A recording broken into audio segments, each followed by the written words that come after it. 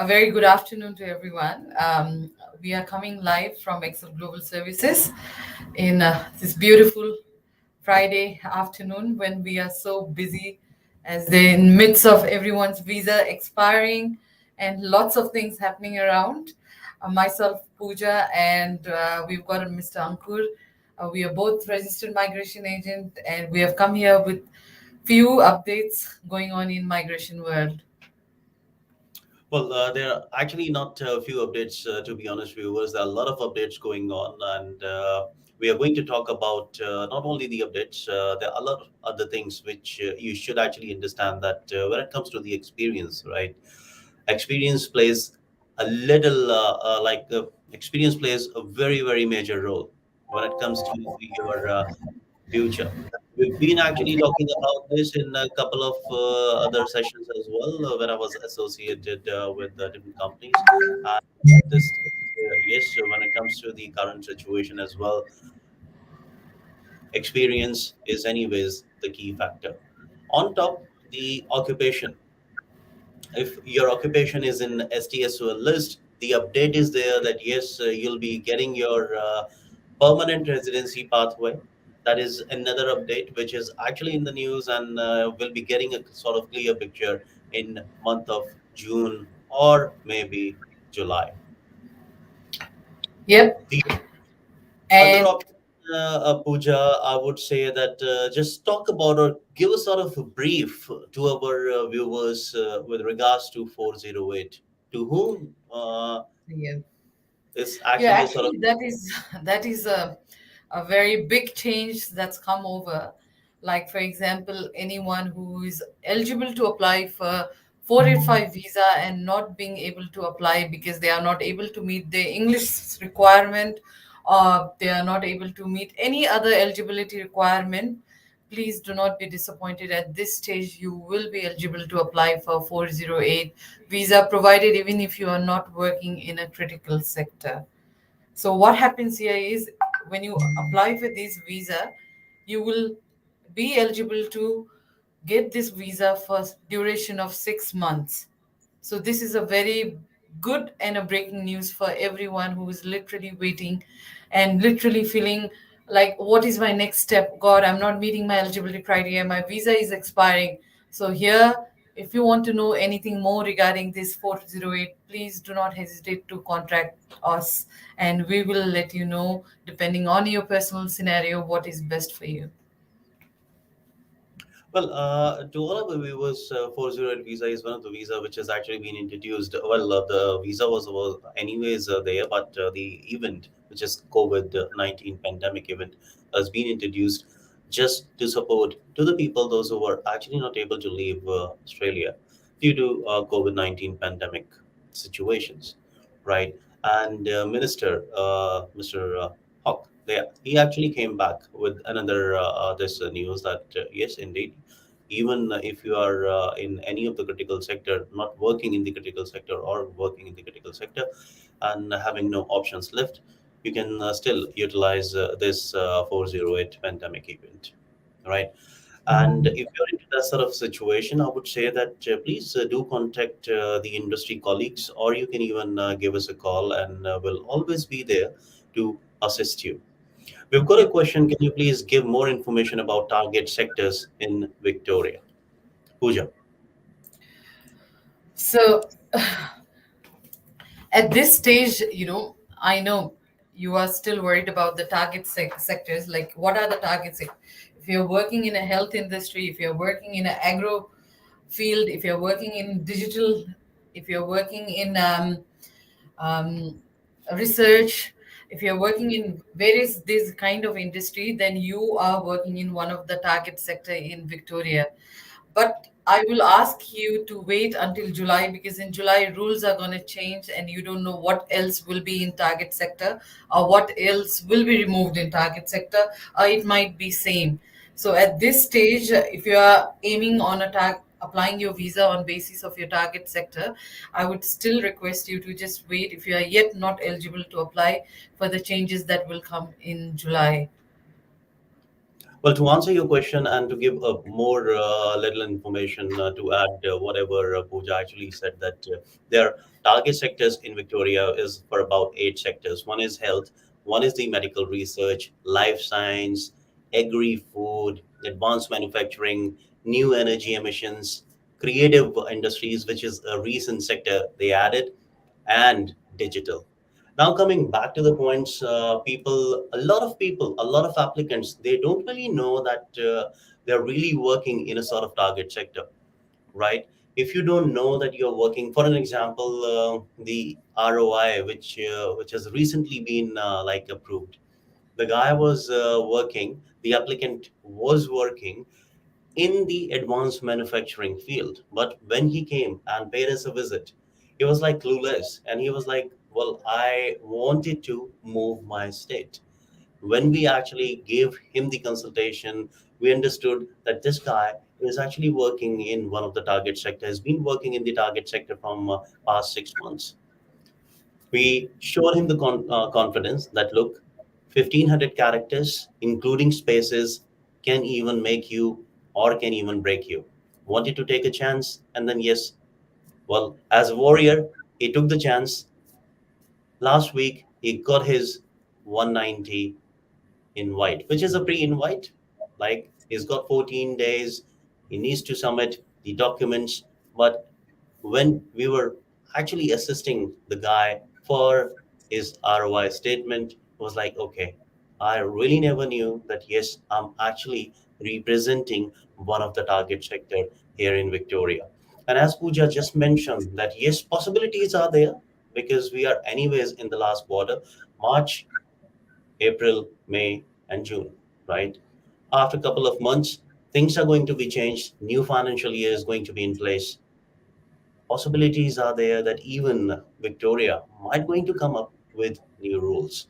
So suggestion at this stage is if you are working in any of the target sector, would say that come and meet us or the industry colleagues to understand where exactly we're standing, right? And if you are working in the target sector, even if you are actually assisting any of the industry, but yes, we can try and see that yes, if you're working in the target sector, this is the right time. Take your punt, right? Take your chance, because still a couple of months are there. But as per the industry experts, possibilities are there that Victoria might going to come up with new rules, which we cannot predict at this stage. Possibilities could be that they might going to come up with some sort of graduate stream criteria, or they might going to remove the target sectors. Well, speculations are there, but we cannot actually just comment on this stage. But if you're working in the target sectors, this is the right time. Actually, I just want to add here, like one of my client, he was working in a farming industry in Ballarat, and he was working as a mechanical engineer over there, and he did not even realize that he was working in a target sector. So if you are working in any sector which you might think is relevant, if you're not sure, if you're not able to find information in Google, asking your colleagues around you where you're working, and that's when you need to pick up your phone and ring registered migration agent.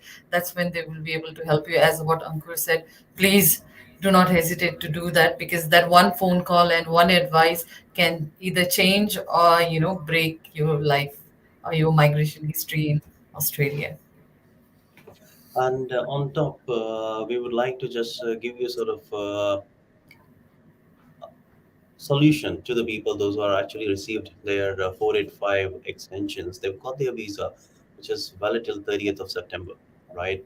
No doubt in immigration, they're going to come up with some sort of new legislations in April, May, or June.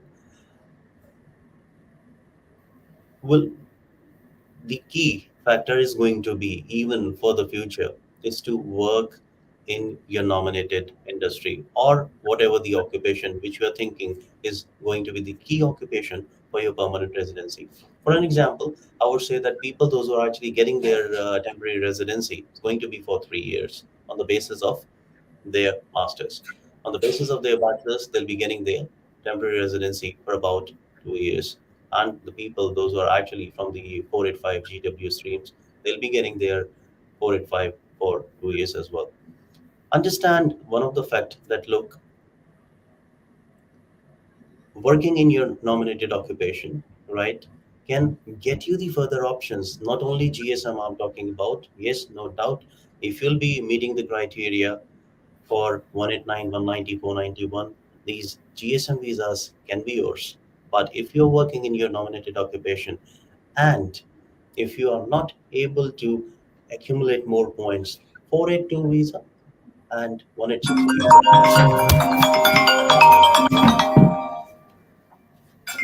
Sorry For, for that. for 482 visa, you require 2 years of experience. For 186 visa, two pathways are there. If you're planning for direct entry, you you would be needing, yes, you 3 years of experience, skills assessment, and six each. For TRT stream, yes, you should be working in your nominated occupation with the employer from past 3 years, and then you can go for your 186 permanent residency. So these are the pathways. A lot of pathways are there to get your permanent residency, right? Explore those pathways. Don't just stick, okay, I belongs to one of the cohort of general skill migration. I was a student, and I am going to accumulate my points and will be lodging my 190, 491 in the future. Okay, possibilities are there that yes, after your bachelor's, which was done in the native country, you've got the experience, and currently you're working in your nominated occupation where Australian employer is actually happy to sponsor you. Utilize your own experience, your expertise, right, in the past can get you the right pathway of your permanent residency to 485 and 186. There's a question, what about how about students working as a civil engineer or mechanical engineer but not working in the target sector but have 85 points? Will there be chance in Victoria? Well, to be honest, the question which you actually asked, that they are not working in the target sector, I would say that even if you are working as a civil engineer but not working in the target sector, is not going to get you nothing, right? You should be working in the target sector. Oh, I Yes. would say that just give us a call, and then we'll understand what exactly, right, you're working in. And if there are chances, definitely we are going to say go ahead, go with Yeah. Victoria, because Victoria is anyways looking for skilled people at this stage, those who are working in their target sector. Even if you're not working in the target sector, other states are there, right? You need to understand there's a proper pathway which we are going to make. NSW, Western Australia, which states understand, okay, if I'm not getting any opportunity in state A, what is the possibility for state B? And what is this possibility for state C? But at this stage, Ankur, I would still ask them not to move around the stage. I'll ask them to wait till July so that they know what are the new updates and what will best suit their current situation. Then they can make that decision.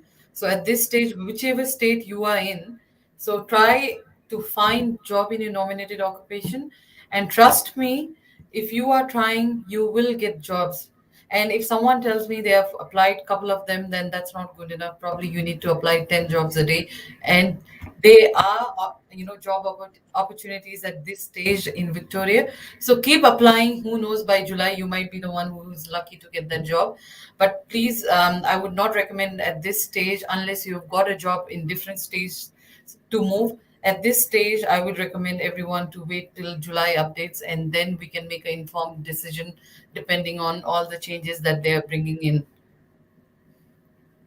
Well, the question is there that what about the accountants, those who are actually in South Australia? Well, South Australia is an occupation centric state, right? If we are talking about the 491 or 190 eligibility, the most of the times the criteria actually says that you should be even working on your nominated or closely related occupation for at least 24 months in Greater Adelaide or last 12 months in outer regional South Australia, right? That is one of the possibility. Or for 190, Yes, the options are there as well. South Australia graduate pathway is there as well, Mm. right? And As we also, said earlier, I think the sorry. best pathway is even employee sponsors. If you are working in your nominated field, if you, it's just matter of asking your employer if he is happy to sponsor you, isn't it, Ankur? Like so Yeah, many people, they do not even approach the employer, and because employer, they are not uh, aware of all these different things that they can do for their employees. So sometimes it just matter of asking one questions to your HR, that are you guys happy to sponsor me? So then all these different doors which Ankur explained earlier will also open up. well, Sai is actually asking which are the regions open for 491 and 190 for IT students. I'm thinking that he is actually referring to NSW, if I'm not wrong. Well, Sai, to be honest, like at this stage, right, experience is actually playing a major role, right? If you are meeting the criteria, we need to go with the list of the regions that what exactly the regions are available, right? Mhm. I would say that yes, a lot of options are there. Even with regards to the regions, well, come pay us a visit, give us a call, and we'll be happy to assist you straight away. Yep. That's right. And especially for accountant, trust me, it's very competitive at this stage, because there are students who are sitting on 110, 115 points. Like, so that's the reason why we are highlighting about employed sponsorship, because if you are having that sort of point and still not getting invitation, probably it's time for you to look different pathway where you can get sponsorship by your own employer, provided you've got job in your field. Isn't it, Akur? Exactly, yes. Well, this has been asserted before, through our industry colleagues, and Yeah. even at this stage, experience is surely going to make an impact when it comes to your permanent residency, right? And people, those are the new students, those who are actually coming here in Australia. For an example, that a bachelor student who's actually having 2 years of experience back there in the native country, belongs to the IT industry. Yes, they can come here straight away. They can even go for their skills assessment through ACS, and then they can even think on the different pathways as well. For example, the accountants, what next occupation we should be actually going with, because we are not actually getting our permanent residency. Well, option is there that you can even go for early childhood graduate diploma. That is one of the option which you can think of. Or at present, even if you are planning to get your permanent residency, well, pathway which is 491, which is leading to permanent residency, you can go and choose Tasmania as one of the state as well. Yep. Robin is actually asking what are the requirements for traveling overseas in bridging visa.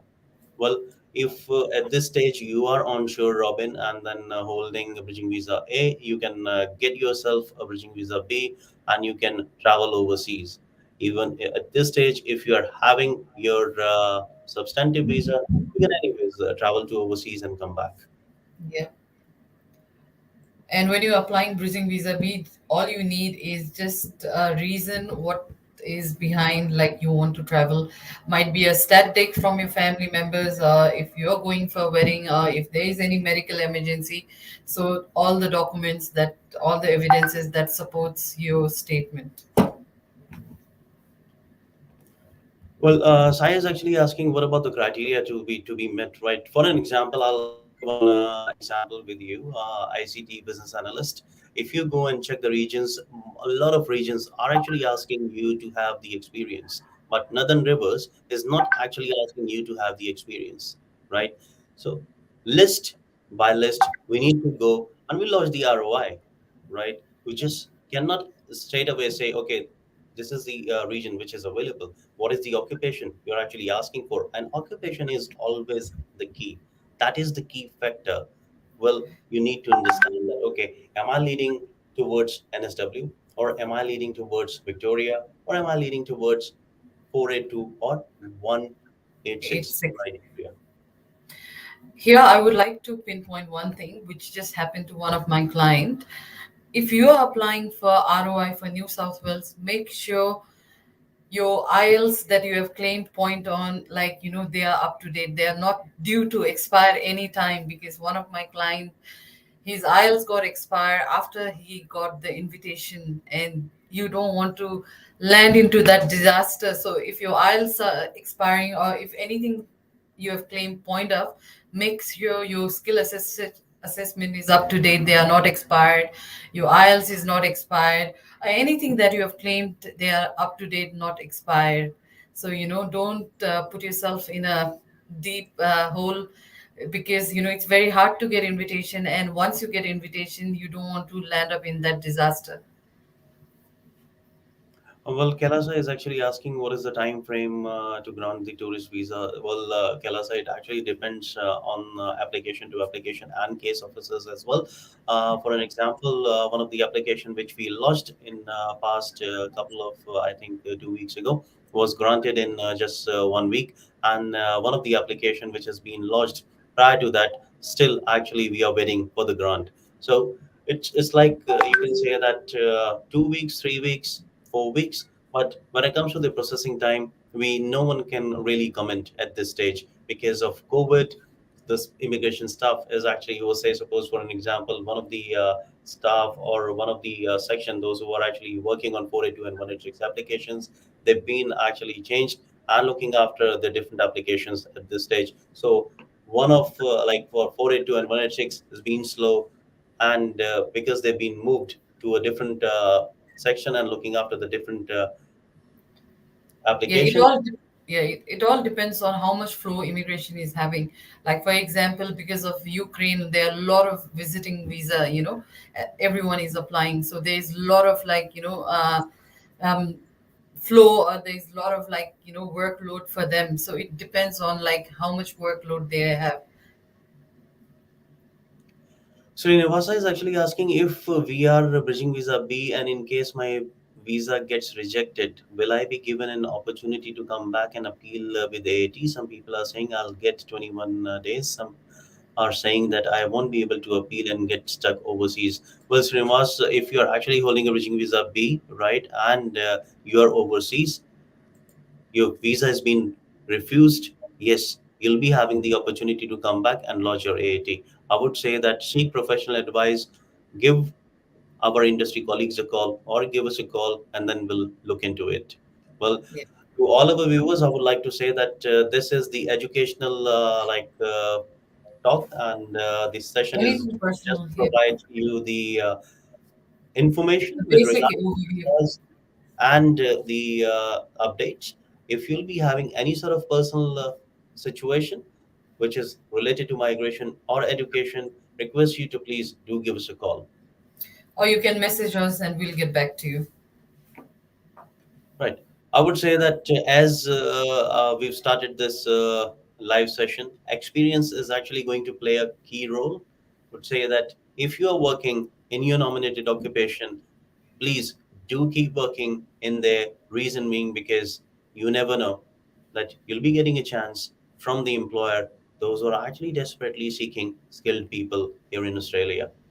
What you need to Yes. do is to just speak to them. If you're meeting the criteria of 482 and 186, even if that is not the case, right, even you can go for 407 visa as well.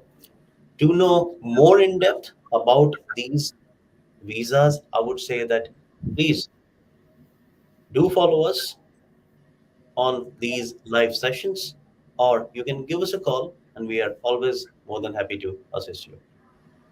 Yeah. Thank you. On that happy note, I think it's time for us to say goodbye. And if there's any queries, any personal problems, anything where you are looking or seeking advice, please do not hesitate to give us a call. Likewise, you can message us and we will get back to you. And yes, if anyone is stuck, and if anyone they do not know what to do further, I think 408 is a good option for you. And if that suits you, or you are eligible for that or not, please do contact us, and we will seek any professional advice in industry, and please get yourself sorted. Thank you. Thank you.